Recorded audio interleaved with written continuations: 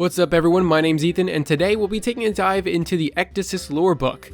It's extremely interesting stuff and deals a lot with the Nine, the Emissary, the Awoken, and some other interesting characters.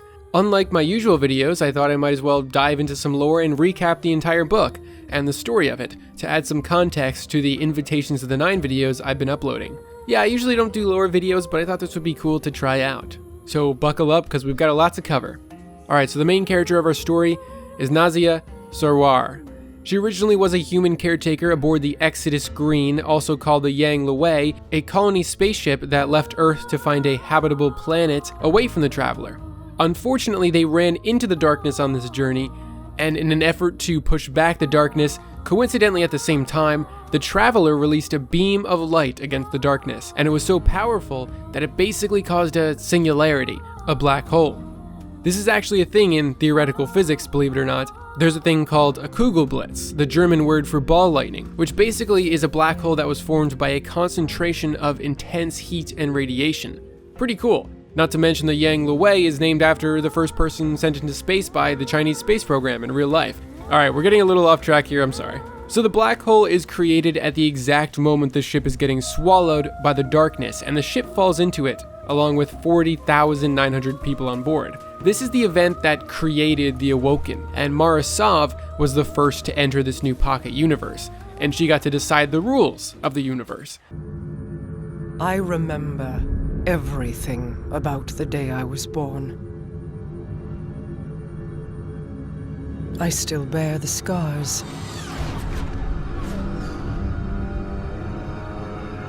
The Awoken are my family now. Yeah, it's pretty nuts. They called it the Distributary and vowed never to return to their original home. When Nazia awoke, she had in her possession a silver jar with a dented lid, impossible to open.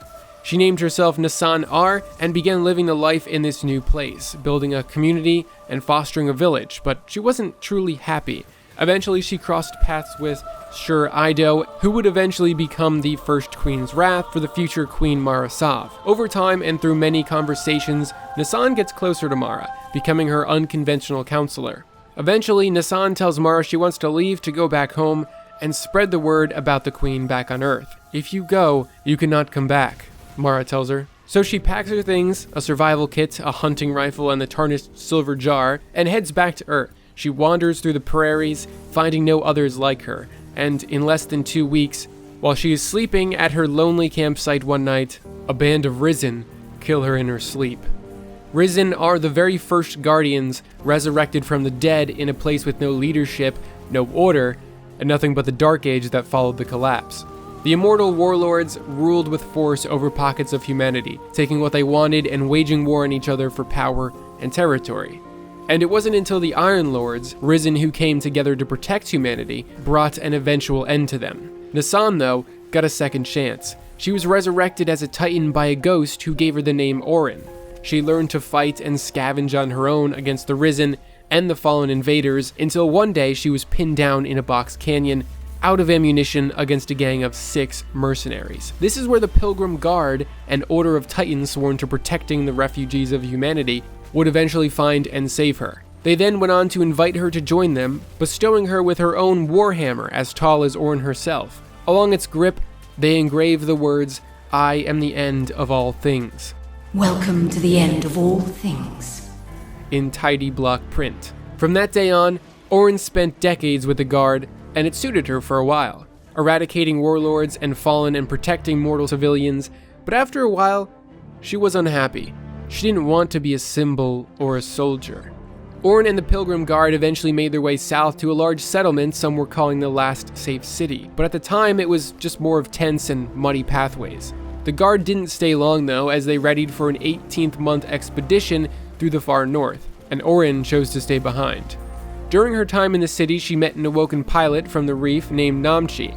They talked a lot and bonded over the 8 weeks it took Namchi to repair his ship, recently damaged in a dogfight with a fallen skiff. During that time, Orin convinced Namchi to break Queen's law and smuggle her and her ghost beyond the Vestian outpost. Orin wanted to know why she revolted against her own people. Keep in mind, since she died and was resurrected as a guardian, she doesn't remember all of her past, only flashes and visions. On their way, they were intercepted by galleots, ships painted in the Queen's colors. And who other than Sjur Eido to bring them to Queen Marasav? Orin, remembering little but still enough, questions why she left. The Queen tells her, "You wish to be my emissary." Namchi would get 5 years of indentured servitude for smuggling an outsider, but Orin's case was different.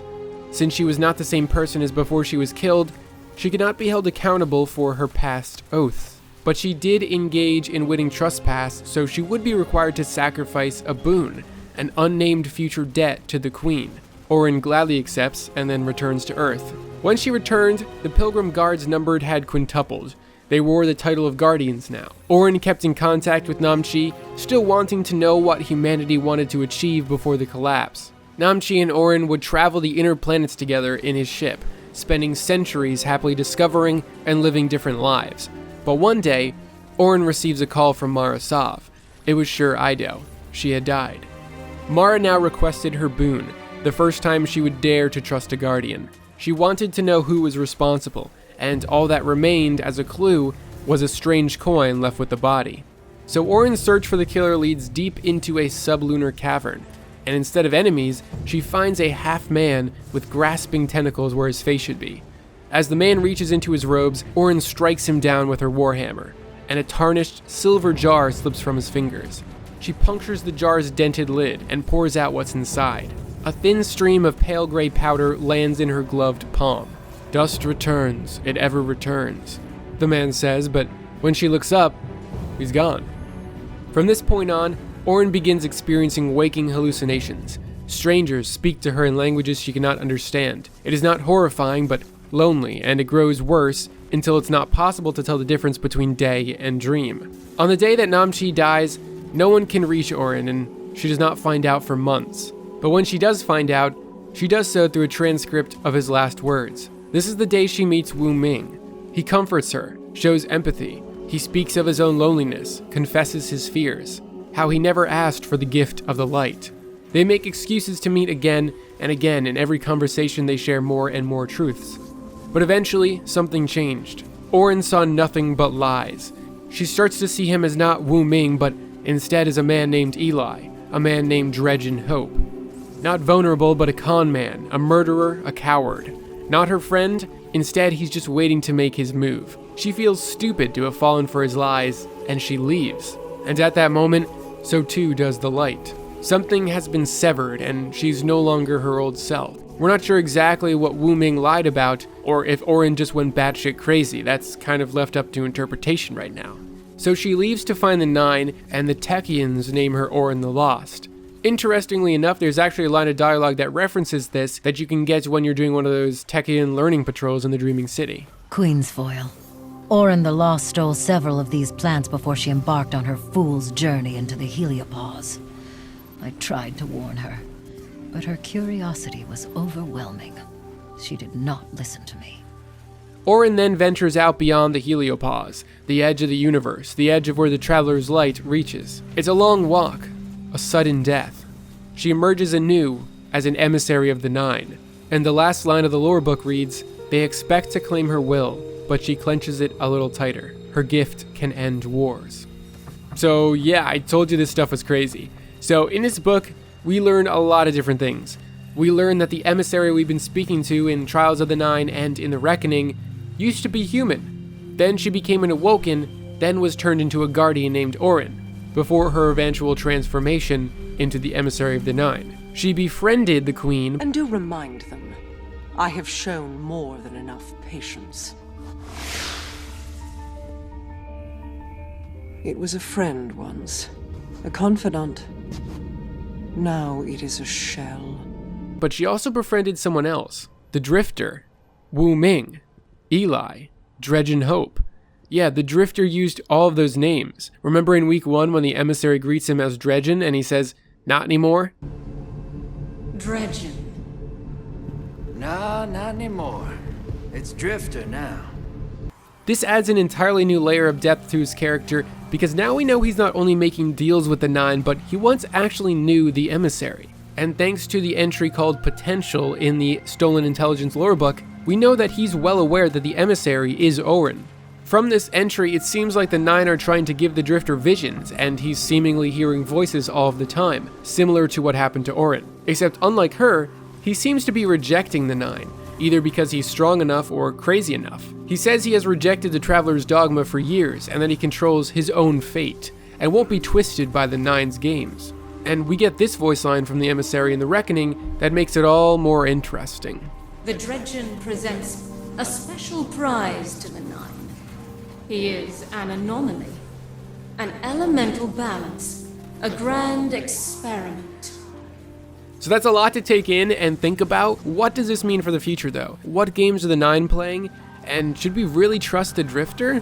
I'm not so sure, but I can tell you that I'm really excited by all this, because my favorite thing is when we get to pair faces and voices with characters that we read about in the lore. It makes it feel real. I've always wanted to see the stuff from Destiny's past lore shown in cutscenes and in-game and stuff, and there's been very few occasions where we actually get that.